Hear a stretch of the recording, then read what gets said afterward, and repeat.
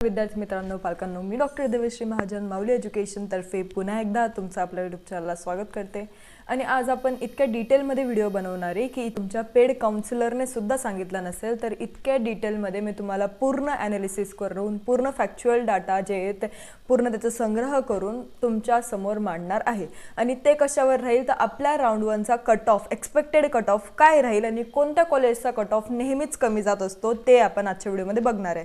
तर तुम्हाला आजचा व्हिडिओ थोडा लेंदी वाटेल तर शेवटपर्यंत नक्की बघा, कारण मग तुमचे जे उरलेले डाऊट्स आहे ते शेवटपर्यंत राहणार नाही। सर्व जे डाऊट्स मी पूर्ण क्लिअर करेल, तुम्हाला शेवटी एकही डाऊट तुमच्या मनात राहणार नाही। आणि त्यामध्ये भरपूर विद्यार्थ्यांचे प्रश्न होते की मॅम आम्हाला जे गव्हर्नमेंट MBBS आणि प्रायव्हेट MBBS चे कॉलेजेस आहे त्याचा अजूनपर्यंत राऊंड 1 चा एक्सपेक्टेड कट ऑफ समजलाच नाहीये, कारण कोण काय तर कोणी काय सांगताय त्यामध्ये पण खूप लोक चुकीची माहिती आपल्याला देताना दिसताय, तर ते नको व्हायला। आणि कधी कधी तीच चुकीची माहिती आपण धरून बसतो, तर असं काही नको व्हायला म्हणून फक्त तुम्ही एक व्हिडिओ बघा, प्रॉपर बघा आणि एक प्रॉपर काउन्सिलरचा बघा। जी डाटा ॲनालिसिसने होतात तेवढ्याच गोष्टी बरोबर राहतात आणि ह्याच सर्व ट्रस्टवर्दी असतात। आज आपण सर्व पूर्ण डिटेलमध्ये बघूयात। आणि तुम्हाला जर आमची पेड काउन्सिलिंग पाहिजे असेल तर पेड काउन्सिलिंगमध्ये आपण सर्व जे लिस्ट आहे, सर्व PDFs आहे, सर्व डॉक्युमेंट्स आहे ते सर्व तुमच्यासोबत शेअर करत असतो। कट ऑफचे, त्यानंतर सर्व टाइम टेबल्स, शेड्यूल्स, प्लस किती मार्क्सवर तुमचा नंबर कोणत्या कॉलेजला लागेल तुमच्या मार्क्सच्या अकॉर्डिंग आपण पूर्ण जी प्रेफरन्स लिस्ट आहे ती काढून देत असतो, डिस्टन्सच्या अकॉर्डिंग काढून देतो। आणि त्यानंतर सर्वात महत्त्वाचं की टॉप कॉलेजेस कोणते आहे, सर्व कॉलेजेसला कसे स्टँडर्ड रँकिंग आहे आणि त्यानंतर त्यांचे फीस किती आहे, ट्युशन फीस किती, डेव्हलपमेंट फीस किती, ते सर्व आपण सेग्रिगेट करून तुम्हाला देत असतो। तर सर्व राऊंड थ्रू जातो। जर तुम्हाला राऊंड थ्रू जायचं आहे, पद्धतशीर जायचं आहे तर तुम्ही आमच्याकडे अप्लाय करा। तर आपण सर्व जी लिस्ट तुम्हाला प्रोव्हाइड करू, डॉक्युमेंट्स लिस्ट आपण प्रोव्हाइड करतो आणि आपले जे सर्व पेड मेंबर्स आहे त्यांना आपण एक फॉर्म देतो, सॅम्पल ॲप्लिकेशन फॉर्म। तर त्या फॉर्ममध्ये तुम्हाला पूर्ण जे जसं तुम्ही CET सेलचा ॲप्लिकेशन फॉर्म भरता तर त्यामध्ये कधी कधी चुका होतात आणि ते नंतर एडिट होत नाही एकदा सबमिट झाल्यावर। तर त्यासाठी आम्ही तुम्हाला एक आधीच फॉर्म देतो, सॅम्पल ॲप्लिकेशन फॉर्म, जो तुम्ही भरून बघतात आणि मग तुम्ही त्याच्यावर प्रॅक्टिस करून मग तुमचे CET सेलचं जे ॲप्लिकेशन फॉर्म आहे ते भरतात। तर त्यासाठी जर तुम्हाला वाटतंय की आमच्याकडे काउन्सिलिंग घ्यावी किंवा अशी काही सर्व प्रक्रिया जी त्यामधून आम्हाला जायचं आहे, एक प्रॉपर काउन्सिलिंग करायची आहे, एक नीट व्यवस्थित आम्हाला राऊंड थ्रू जायचं आहे, मेरिट थ्रू आमचा नंबर लावून घ्यायचा आहे, जास्तीचं डोनेशन तुमच्याकडनं नाही घेतलं पाहिजे किंवा जास्तीचा खर्च आम्हाला करायचा नाही आहे, जेवढी फीज आहे तेवढीच आम्ही देऊ, तर अशी काउन्सिलिंगसाठी तुम्ही आम्हाला कॉन्टॅक्ट करू शकतात। फक्त जेवढी काउन्सिलिंग फीज आहे तेवढीच तुम्हाला द्यायची आहे। तर या नंबरला तुम्ही कॉन्टॅक्ट करू शकता, 6827551880। जर तुम्हाला गायडन्स पाहिजे तर गायडन्ससाठी वेगळी फीज आहे आपली आणि पर्सनल काउन्सिलिंगसाठी वेगळी फीज आहे। तुम्हाला यामध्ये काय काय दिसेल तर सर्वात आधी तुम्हाला दिसेल की ह्या वर्षी किती एक्सपेक्टेड मार्क्सवर आपला जे क्लोजिंग रँक आहे फर्स्ट राऊंडचं ते राहणार आहे। त्यानंतर मागच्या वर्षीचे ऑल इंडिया रँक अकॉर्डिंग मागच्या वर्षीचे मार्क्स किती होते आणि ह्या वर्षीचे मार्क्स किती होते आणि त्यामधला डिफरन्स किती होता ह्या गोष्टी आपण बघू। हा झाला दुसरा पॉईंट। तिसरा पॉईंट की शेवटच्या मार्क्सवर कोणतं कॉलेज विद्यार्थ्याला अलॉट झालं होतं फर्स्ट राऊंडला ते आपण बघू। म्हणजे या सर्व गोष्टी तुम्हाला क्लिअर होतील, तुम्हाला कॉलेज पण समजेल, मार्क्स पण समजेल, त्यातला डिफरन्स पण समजेल आणि ऑल इंडिया रँक पण समजेल। तुम्हाला एका व्हिडिओमध्ये 4 गोष्टी क्लिअर होतील, पण फक्त व्हिडिओ जो आहे तो लेंदी बनेल। तर आपण जर कॅटेगरी ओपन पासून सुरुवात केली तर cut off rank for 2025 all India rank किती होता तर 41,903 हा आपला ऑल इंडिया रँक होता 2025चा closing all India rank round 1 साठी। नंतर कट ऑफ मार्क्स किती होते त्यावेळेस तर 509 होते। यावेळेसचे किती मार्क्स आहे ह्या सेम ऑल इंडिया रँकवर तर अराउंड 536 यावेळेसचे मार्क्स आहे। तुम्हाला सर्व मार्क्समध्ये या सर्व एक्सपेक्टेड मार्क्समध्ये आणि कट ऑफ मार्क्स ऑफ 2025 मध्ये 25 किंवा 30 किंवा 35 मार्कांचा डिफरन्स तर इझिली दिसेल। नंतर सर्वात लास्ट अलॉटेड कॉलेज कोणतं होतं ह्या रँकला तर मग GMC गडचिरोली होतं आणि GMC गडचिरोली हे जे आहे ते भरपूर रँकसाठी लास्ट अलॉटेड कॉलेज आहे। तर आपण ते सर्व बघूयात। सर्व आधी ही गोष्ट लक्षात घ्या की हे आपण कुठलं डिस्कस करतोय राऊंड 1चं, तर राऊंड 1चा कट ऑफ जो आहे तो जास्त जात असतो आणि नंतर जो आहे तो 5चा मार्कांचा फरक आपल्याला राऊंड 1 आणि राऊंड 3 मध्ये दिसत असतो। त्यानंतर मला लक्षात घ्यायचं आहे की हा जो ऑल इंडिया रँक आहे हा मागच्या वर्षीचा आहे आणि ऑल इंडिया रँकमध्ये इतकं काही फ्लक्च्युएशन आपल्याला दिसत नाही, आपल्याला फक्त मार्क्समध्ये डिफरन्स दिसतो, आपल्याला ऑल इंडिया रँकमध्ये इतका डिफरन्स दरवर्षी दिसत नाही। तर आपण ऑल इंडिया रँक सेम घेतली आहे, त्याचं मागच्या वर्षीचं मार्क्स घेतलंय आणि ह्या वर्षीचे मार्क्स घेतले आणि त्यामधला डिफरन्स घेतलाय आणि त्याचं अलॉटेड लास्ट रँक कॉलेज घेतलंय। नंतर आता ओबीसी बद्दल बघावं तर ओबीसीचा अराउंड 45,764चं कट ऑफ रँक होती 2025 ऑल इंडिया रँक आणि त्याचे मार्क्स होते 506. एक्सपेक्टेड कट ऑफ मार्क्स हे अराउंड 535. हे कधीचे तर ह्या वर्षाचे आणि त्याचं लास्ट अलॉटेड कॉलेज परत GMC गडचिरोली आहे. नंतर आपण डिस्कस करू NTD बद्दल तर याचं अराउंड 49,660 तर ऑल इंडिया रँक होतं लास्ट अलॉटेड. नंतर 502 मागच्या वर्षी होते आणि ह्या वर्षी परत 536 मार्क्सवर त्याची क्लोजिंग झालेली एक्सपेक्टेड मार्क्स ह्या रँकला आपल्याला दिसत आहे परत GMC गडचिरोली. SCBCचं अराउंड 47,624 याचे मागच्या वर्षीचे मार्क्स 504 या वर्षीचे 534 आणि त्याचं कॉलेज होतं GMC भंडारा. नंतर NTCचं होतं अराउंड 50,604 त्याचं कट ऑफ मार्क्स होते 501 या वर्षी 525ला ह्या ऑल इंडिया रँक दिसत आहे. आणि नंतर GMC हिंगोली याचं लास्ट अलॉटेड कॉलेज होतं. भंडारा, हिंगोली, गडचिरोली याचे गव्हर्नमेंट मेडिकल कॉलेज जे ते आपल्याला लास्ट अलॉटेड दिसतं आतापर्यंत. EWS साठी 66,976 कट ऑफ मार्क्स 488 मागच्या वर्षाचे या वर्षाचे 516. इथं आपल्याला बघा किती मोठा डिफरन्स इथे दिसतोय. नंतर याचं लास्ट अलॉटेड कॉलेज परत GMC गडचिरोली होतं. नंतर विजेचं हे अराउंड 82,898 476 मार्क्स यावर्षी 501 आणि याचं GMC भंडारा कॉलेज जे ते अलॉटेड झालं होतं. नंतर हे NTBचं 1,22,157 सर्वात कमी कट ऑफ आपल्याला NTBचा दिसतोय अराउंड 450 मार्क्स यावर्षी 473 आणि GMC गडचिरोली अगेन. नंतर हे SC अराउंड 1,74,550 419 मार्क्सला सुद्धा गव्हर्नमेंट मेडिकल कॉलेज भेटलं होतं मागच्या वर्षी पण ह्या वेळेस तोच कट ऑफ जो आहे तो वाढला आहे टू 452 आणि याच्यामध्ये MGIMS वर्धा भेटलं आहे. सर्वात चांगलं कॉलेज MGIMS वर्धाचं कट ऑफ कमी गेला होता फर्स्ट राऊंडमध्ये SC साठी. तर तुम्ही जर SC कॅटेगरीला बिलॉंग करताय तर ही गोष्ट तुम्ही नोट करा आणि तुम्ही पण हे कॉलेज पहिल्या राऊंडला टाकू शकता जर तुमचे मार्क्स अराउंड 450च्या वरती असतील तर म्हणजे तुम्हाला हे कॉलेज अलॉट होण्याची शक्यता आहे.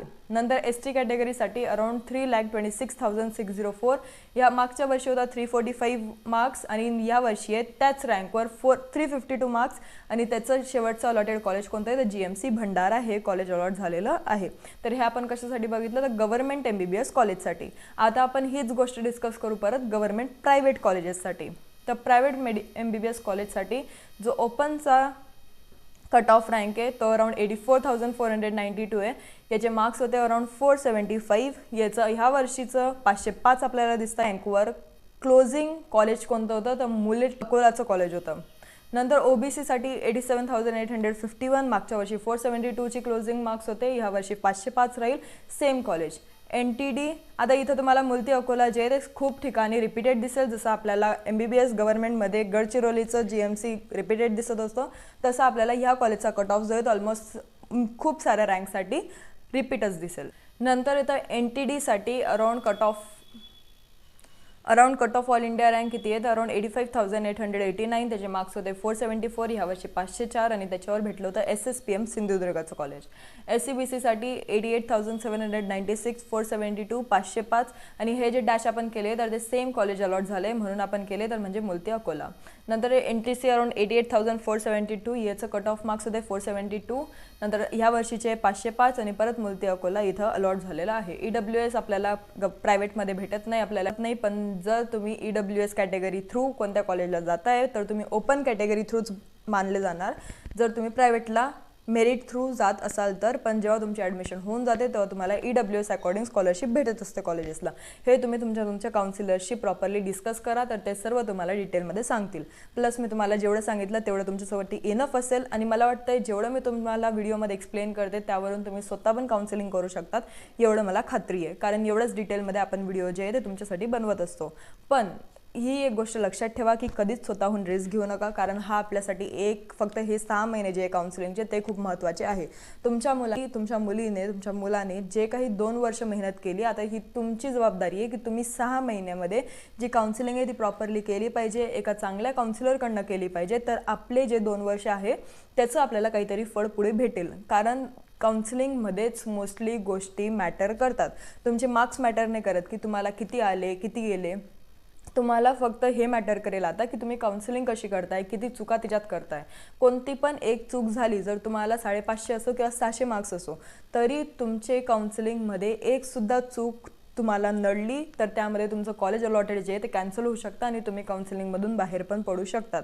म्हणून मार्क्स कधी मॅटर करत नाही. जर तुम्ही काउन्सिलिंगमध्ये कॉलेजेसमध्ये जायची तयारी ठेवताय तर तुम्हाला फक्त काउन्सिलिंग मॅटर करते आणि तुम्हाला फक्त रजिस्ट्रेशन फॉर्म कसं भरताय, चॉईस फिलिंग कसं भरताय, टाईमलाईन कशी ठरवताय, शेड्यूल कसे मॅनेज करताय, हे सर्व गोष्टी जे ते डिपेंड करतात. आणि असे खूप डॉक्युमेंट्स आहे जे तुम्हाला माहीत नाही राहत, तर ते पण डॉक्युमेंट्स खूप हिडनमध्ये राहतात. जेव्हा तुम्ही कॉलेजला जातात तेव्हा ते कॉलेजवाले नवीन काही गोष्टी आहे ते काढतात. ते तुम्हाला सांगतात की तुमच्याकडे हे डॉक्युमेंट नाही आहे, ते डॉक्युमेंट नाही आहे, आणि त्यावरून पण ते तुमची ॲडमिशन जी आहे ते कॅन्सल करू शकतात. म्हणून पूर्ण जर तुम्हाला लिगल वेमध्ये जायचं आहे, तुम्हाला जर पूर्ण खात्रीसह जायचं आहे की आपल्याला हे कॉलेज लागलंच पाहिजे, आपल्याला चांगलं कॉलेज भेटलं पाहिजे, आपल्या मार्क्सवर टॉपचं कॉलेज भेटलं पाहिजे, किंवा कमी मार्क्स असतील तर ॲटलिस्ट एक कॉलेज भेटलं पाहिजे, त्यासाठी तुम्हाला एक प्रॉपर काउन्सिलिंग करणं खूप गरजेचं आहे. आणि ते A to Z तुम्हाला गाईड करत असतो. विजेसाठी आपलं होतं अराउंड 1,07,414, त्याचं 459 मार्क्स होते मागच्या वर्षी. यावर्षी त्याचे 490 मार्क्स आहे आणि परत मुलती अकोला ते अलॉट झालेलं आहे. नंतर NTBसाठी अराउंड 1,46,290चा ऑल इंडिया रँक होता क्लोजिंग. नंतर 435 मार्क्सवर पण आपल्याला कॉलेज भेटलं होतं मागच्या वर्षी, पण यावर्षी तेच मार्क्स एक्सटेंड झाले तर 460, आणि PIMS Sangli last allotted college होतं NTBसाठी. परत 1,77,182 याचं 418 मार्क्सवर मागच्या वर्षी क्लोजिंग होती. यावर्षी तेच मार्क्स 447ला गेले आणि परत मुलती अकोला इथं अलॉट झालेला आहे. नंतर STसाठी अराउंड 3,65,353 हे ऑल इंडिया रँक लास्ट होती. 329 मार्क्स होते मागच्या वर्षी. यावर्षी 365 मार्क्स आहे.